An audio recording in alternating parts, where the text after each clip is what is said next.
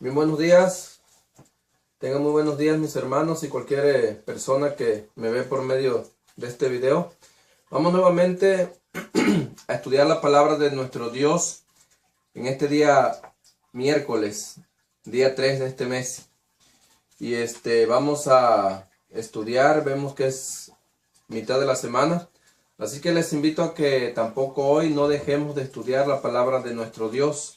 La lección está muy bonita, la enseñanza es algo muy interesante que nuestro Dios quiere que nos quede en nuestras mentes y en nuestros corazones. Vamos a continuar estudiando las tentaciones de Jesús y el día de hoy vamos a estudiar la segunda tentación. Lleva por título la parte de la lección de hoy miércoles, otra tentación. Bien, pero antes de comenzar de lleno con el estudio de la Biblia, vamos a elevar una oración a nuestro Dios. Oremos.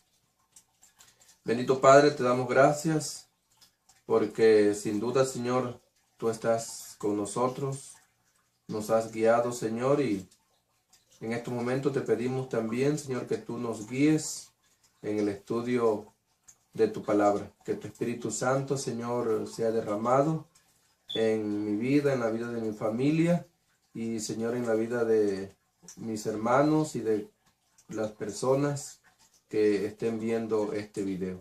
Gracias por todo, Señor. En el nombre de Jesús te lo pedimos. Amén.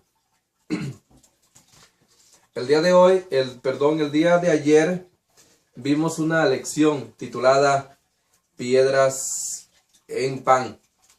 Y ahí vimos que lo que resaltó de la enseñanza en parte fue que el por qué Satanás escogió precisamente esa tentación para comenzar a querer destruir el plan de salvación o querer hacer caer a Jesús. Ahí vimos que la primera tentación, dice la parte de hoy, fue paralela al Éxodo, pero tiene sus raíces en la caída. Al poner la prioridad en la fidelidad a Dios en lugar de ceder el apetito. Recordemos que la caída de Adán y Eva estuvo íntimamente relacionada con el apetito. Dios le había dicho que no debían de comer del árbol de la ciencia del bien y del mal, y Satanás fue por ahí que los entrampó y los engañó. Eva no se resistió a probar esa fruta que dice que se miraba agradable a los ojos, y fue precisamente por ahí que Satanás ahora quiso también entrampar y hacer caer a nuestro Dios, viendo la debilidad o la necesidad que él tenía.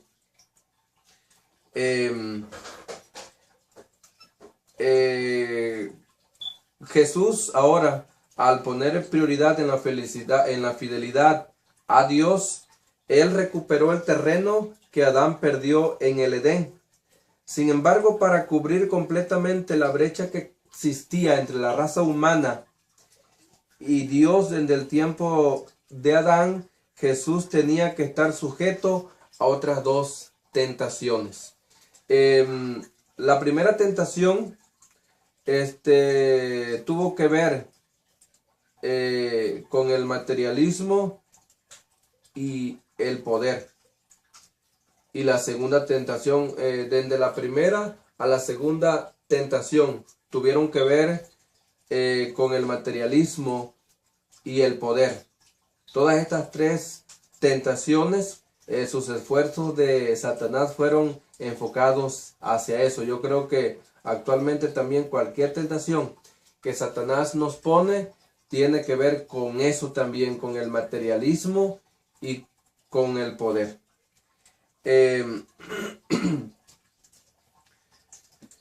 De acuerdo con Mateo, en la segunda tentación, Satanás llevó a Jesús a la parte más alta del templo Tal vez la esquina sudeste, dice la lección, que daba hacia un empinado barranco. De nuevo vino la desafiante declaración: si eres hijo de Dios. Lo que demostraba que el tentador no era amigo de Jesús. Con esta frase, como lo vimos en la parte de ayer, Satanás desafiaba a Dios. Satanás daba a demostrar que lo que quería infundir en Jesús era duda. Pero también vimos en la parte de ayer, y lo vamos a repetir el día de hoy, es que Jesús no debía de tener ninguna duda con respecto a que Él en realidad era el Hijo de Dios. Volvemos a recordar que en el bautismo el Espíritu Santo y el Padre se manifestaron, y fue cuando se escuchó la voz del cielo que decía: tú eres mi Hijo amado, en quien tengo contentamiento. Pero el objetivo de Satanás era infundir duda en Jesús. Mas sin embargo, nosotros vemos al continuar estudiando que no lo logró.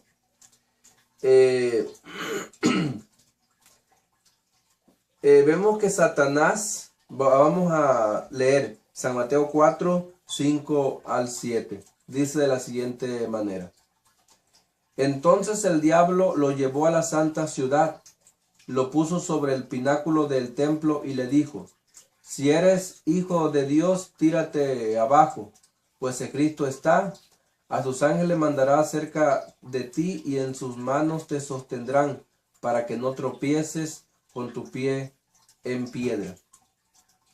Aquí vemos que Satanás utilizó las escrituras para tentar a Jesús, pero al analizar detalladamente el versículo, cosa que por el tiempo no lo vamos a hacer ahorita, pero fue una frase del Salmo 91. Y si usted lee el Salmo 91, de donde Satanás tomó este versículo, vemos que la citó prácticamente, pero también podemos decir que no la citó, porque le quitó una parte. Ahí usted, al estudiar, puede darse cuenta qué fue lo que le hizo falta. Esto es una muestra de que Satanás también en la actualidad, él pone la tentación, cita las escrituras, pero de una manera errónea, para que nosotros, para que la humanidad caiga en sus engaños, pensando en que está uno obedeciendo a Dios. Esta tentación de llevar a Jesús hacia el pináculo del templo era una tentación bastante grande para Jesús. Había por lo menos, 4 razones por las cuales Jesús podía aceptar y lanzarse allá abajo, como le propone Satanás. Una era que los judíos esperaban una señal.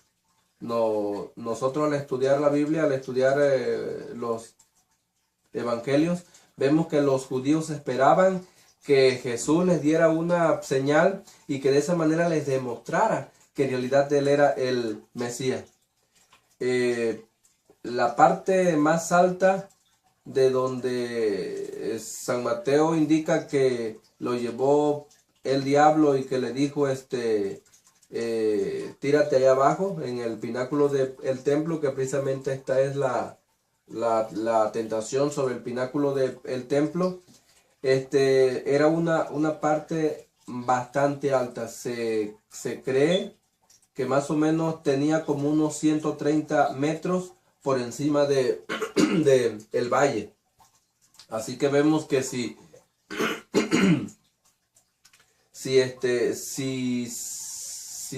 Jesús aceptaba a tirarse de esa altura, iba a hacer algo bastante espectacular, y el pueblo judío lo iba a tomar como en realidad que era una señal.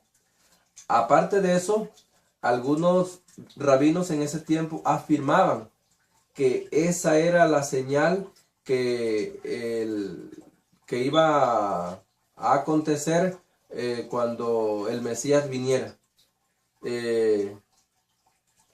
Y bueno, esas eran algunas razones fuertes y de las cuales Satanás tomó ventaja para ponerle esta tentación a Dios. ¿A qué estaba apelando Satanás aquí? ¿Qué habría demostrado Jesús si hubiese saltado? Lo que habría demostrado Jesús era que no tenía confianza en Dios, que no tenía confianza en su Padre, y que las palabras que su Padre había dicho en ocasión del bautismo eran unas palabras de las cuales él no confiaba.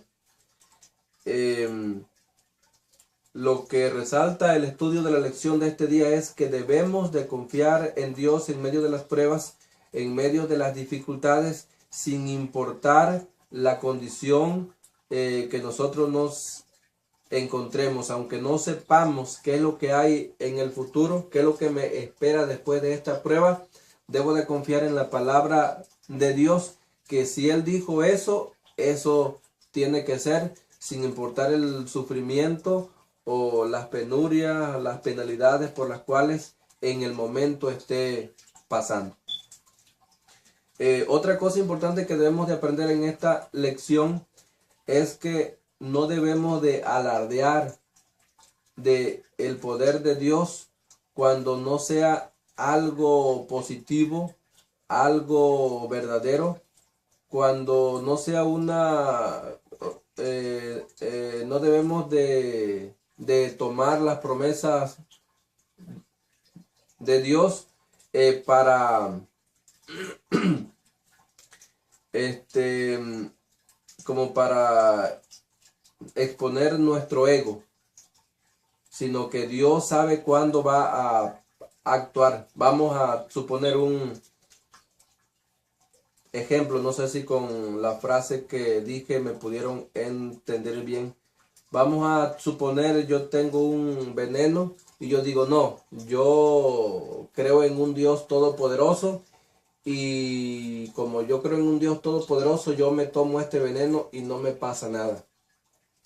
O sea, es verdad, Dios es un Dios todopoderoso, pero no debo de poner a prueba el poder de Dios sirviendo a mis intereses o solamente para demostrar ante los demás que Dios en realidad es poderoso. Dios puede hacer que el veneno no me haga daño, pero ante ciertas circunstancias, cuando mi fe sea probada, pero no solamente por mi ego o para demostrar algo. Así que en este caso Jesús no tenía que demostrar nada ante el enemigo. Jesús sabía que en realidad él era el Hijo de Dios. Jesús no estaba interesado en teatro barato. Su confianza en Dios era genuina. No había algo fabricado para impresionar a otros. La completa confianza de Jesús en su Padre se había manifestado al dejar el cielo y hacerse un ser humano, sufriendo la indignidad, las representaciones equivocadas, la humillación pública y la injusticia de su muerte. Este era su destino y él estaba plenamente preparado para cumplirlo. Su misión era recuperar el mundo que Adán y sus descendientes habían perdido. En Jesús todas las promesas del pacto habían de cumplirse y el mundo tendría una oportunidad de salvación. Vemos que en este párrafo que leímos hay una frase que dice sufriendo la indignidad, las representaciones equivocadas, la humillación pública y la injusticia de su muerte. Y ahí se nos invita a que nosotros tenemos que imitar todo eso de Jesús. Dice ahí en Filipenses 2:5-8, haya pues en vosotros este sentir que hubo también en Cristo Jesús, el cual siendo en forma de Dios, no tuvo por usurpación ser igual a Dios. Sin embargo, dice, se humilló a sí mismo, tomando forma de siervo, hecho semejante a los hombres. Y estando en la condición de hombre, se humilló a sí mismo, haciéndose obediente hasta la muerte y muerte de cruz. Claro que Jesús sí podía aceptar el reto que le estaba poniendo Satanás. Él tenía el poder para aventarse del pináculo del templo, y cuando fuera llegando abajo le faltara algunos 5 centímetros, él se podía detener en el aire, pero iba a estar utilizando su poder, como lo vimos en la parte de ayer, para beneficio propio, y eso no era la voluntad de Dios. Y si eso pasaba, se malograba el maravilloso plan de salvación. Cuando Satanás le propuso esto y él dijo que no y respondió con un escrito está, únicamente estaba pensando en la salvación de cada uno de nosotros. Vemos que él respondió, escrito está también, no tentarás al Señor tu Dios. Jesús respondió con un escrito está, citando otra vez Deuteronomio y vinculando su experiencia con el Éxodo. No tentarás a Jehová vuestro Dios como lo tentasteis en Masa. Masa era el lugar donde los israelitas se quejaron amargamente acerca de la falta de agua, y Moisés golpeó la roca para proveerla. Al evaluar esta experiencia, Moisés declaró que el pueblo había tentado a Jehová, diciendo, ¿está pues Jehová entre nosotros o no? Eso lo encontramos en Éxodo 17:7. Por supuesto, Jesús sabía de qué se trataba esto y no cayó en la trampa, aun cuando esta vez el diablo le devolvió la frase escrito está. Nosotros conocemos la historia del pueblo de Israel. En esta ocasión estaban aquí en Masa y no había agua, y murmuraron contra Moisés, contra Dios. Y como no tenían agua, ellos mencionaron esta frase, ¿está pues Jehová entre nosotros o no? O sea, no confiaron de que si Dios en realidad era el que los guiaba, Dios de una manera u otra les iba a proveer, porque ya en tiempo antes, durante el transcurso de Egipto por el desierto rumbo a la tierra prometida, ya Dios los había librado de diferentes peligros. Habían visto sus maravillas, mas sin embargo era un pueblo duro, y ellos ahora cuando llegaron aquí y no tenían agua, empezaron a murmurar contra Dios y expresaron esto, ¿está pues Jehová entre nosotros o no? Vemos que la respuesta o la actitud de Jesús ante esa situación o ante su tentación fue muy diferente que la del pueblo de Israel. Jesús confió totalmente en que todo lo proveería su Padre. Bien, así que hemos estudiado esta lección en donde vimos que la otra tentación a la que la lección se refiere y que está registrado en San Mateo 4, 5 al 7 es sobre el pináculo del templo.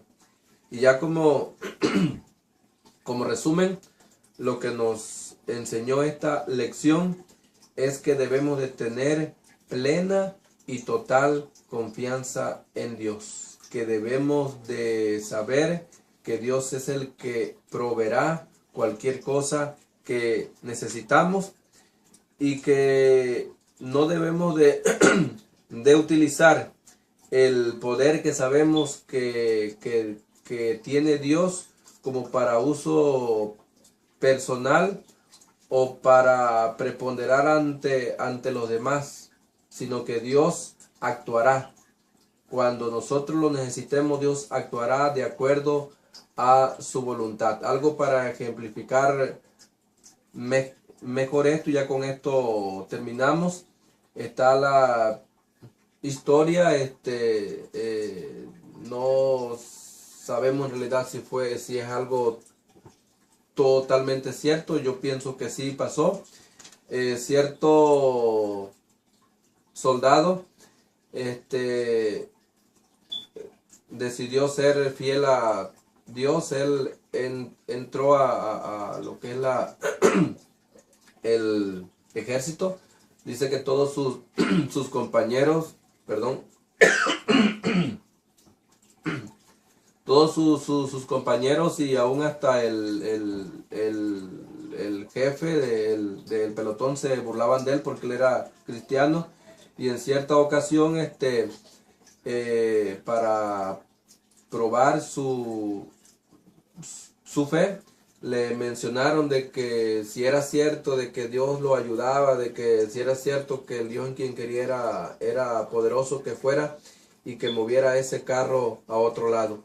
Él dice que nunca había manejado, pero hallándose en esta situación, él dijo: Señor, yo nunca he hecho esto, pero en tu nombre lo voy a hacer. Le dieron las llaves, él fue y pudo mover el camión de donde le dijeron a otro lado. Cuando él regresó, todos dicen que los del pelotón junto con su jefe o su capitán estaban con los ojos llorosos. Y él les dijo: bueno, ¿qué les pasa? Y ellos reconocieron que en realidad Dios era un Dios poderoso, porque le dijeron: ese carro que moviste no tiene motor. Hubiera sido muy diferente que él hubiera dicho: no, mi Dios es poderoso y les aseguro que yo puedo mover ese carro aunque no tenga motor. Aseguro que si él hubiera dicho eso con prepotencia y de esa manera, hubiera ido y el carro no hubiera encendido. Mas sin embargo, Dios actuó porque la presión o la prueba fue de diferente manera. Así yo creo que debemos de confiar nosotros también plenamente en nuestro Dios. Yo creo que es una lección importante que estudiamos el día de hoy, y les invito para que mañana estudiemos. Vamos a estudiar la otra tentación, que es la adoración del diablo. Así que muy bien, mis hermanos, hemos terminado. Gracias por haber escuchado el video y por haber estudiado también el día de hoy. Vamos a orar para terminar. Oremos. Te agradecemos, bendito Padre, en esta hora de la mañana, Señor, porque tú nos has cuidado y sin duda, Señor, nos has dirigido. Te pedimos, Señor, que esto que estudiamos quede en nuestra mente y en nuestros corazones. Perdónanos, Señor, si algo no estuvo de acuerdo a tu voluntad. En el nombre de Jesús te lo pedimos. Amén.